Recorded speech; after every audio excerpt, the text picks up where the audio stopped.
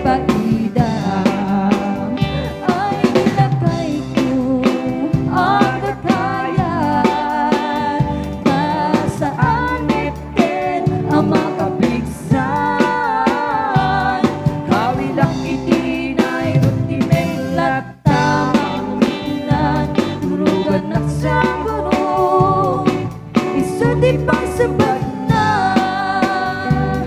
Kawilang itinay ultimate at tamang uminan, turugan at sa guro, isudi pang sabat na. Ayan, thank you so much sa ating mga viewers. Very much.